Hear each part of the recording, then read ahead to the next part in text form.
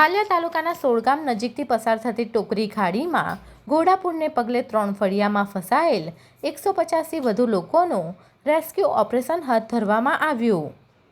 વાલિયા નેત્રંગ તાલુકામાં ભારે વરસાદ ખાબકતા નદી નાળા ઉફાન પર છે, ત્યારે વાલિયા તાલુકાના સોળગામ નજીકથી પસાર થતી ટોકરી ખાડીમાં ઘોડાપૂરને પગલે 3 ફળિયામાં ફસાયેલ 150થી વધુ લોકોનું રેસ્ક્યુ ઓપરેશન હાથ ધરવામાં આવ્યું હતું.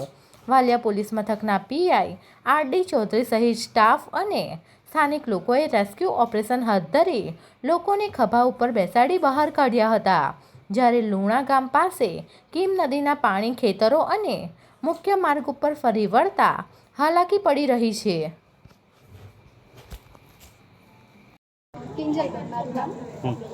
કિંજલબેન, શું પરિસ્થિતિ છે આ ગામમાં? આજે વાલિયા તાલુકામાં બહુ સખત આગાહી મુજબનો વરસાદ જે પડ્યો છે એના કારણે સોળગામમાં 2-3 ફળિયા એવા છે કે જેની અંદર ઘણા બધા મકાનોમાં માણસો ફસાઈ ચૂક્યા હતા. તો પોલીસ તંત્ર અને સરવૈયા અને બધી જે અમારી ટીમ હતી, અમે સફળતાપૂર્વક રેસ્ક્યુ કરી અને લગભગ 175ની આસપાસનો આંકડો છે વિસ્થાપિતોનો, એનું સ્થળાંતર કરી ચૂક્યા છે અને હજી પણ બીજા ફળિયામાં થોડી કામગીરી ચાલુ જ છે. ઘરોની શું પરિસ્થિતિ છે?